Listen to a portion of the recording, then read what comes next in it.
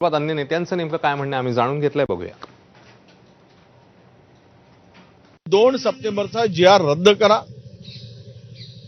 मी पण मागणी केली आणि पंकजाताईंनी सुद्धा मागणी केली. 2014 पासून मराठ्यांना किती ओबीसी प्रमाणपत्र दिलेत, कुणबी प्रमाणपत्र दिलेत, त्याची श्वेतपत्रिका काढा.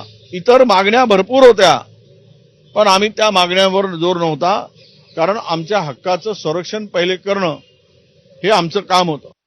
कोणाच्या बापाची पेंडी कधी रद्द होणं कोणाला होत असतो का? त्याच्या म्हणण्यावर चालत असतो का कायदा? त्याच्या म्हणण्यावर थोडं सरकार चालत असतं. याला 94चं आरक्षण घेतलं, 16% मराठ्याचं फुकट बोगस आरक्षण खायला भेटलं यांना.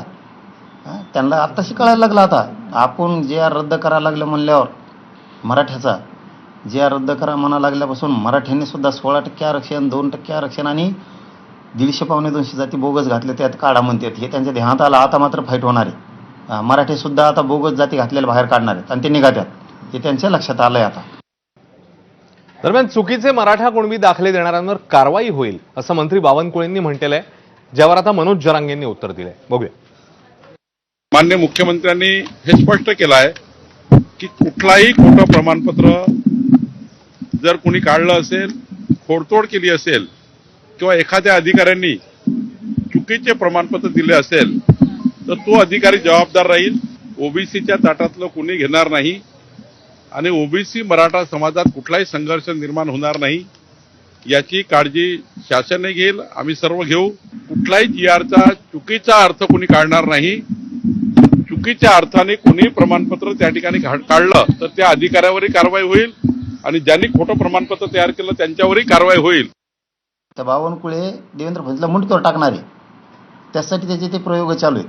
मराठीचे नेत्याचे मागं लागला बावनकुळे, मराठ्याच्या उद्योगपतीच्या मागं लागला बावनकुळे, मराठ्यांच्या अधिकाऱ्याच्या मागं लागला बावनकुळे.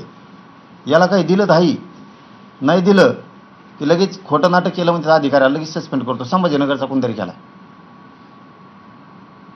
हे मराठ्यांचे अधिकारी अडचणीत आणायचं काम हे जे ओबीसीचे काही मंत्री 4-2 यांनी सुरू केले. आता मी सुद्धा त्या नेत्याच्या मागं लागायला सुरुवात करणार आहे. एकदा आता जरा नीट झालो, मी यांच्या भ्रष्टाचार बाहेर काढतो. एरवी स्टेज गाजवणारी नृत्यांगना म्हणून ओळख असलेली गौतमी पाटील सध्या वेगळ्याच कारणामुळे चर्चेत आलेली आहे आणि निमित्त ठरले ते एका अपघाताचं. गौतमीच्या गाडीला अपघात झालेला होता आणि त्याच्यानंतर त्यामध्ये एक रिक्षा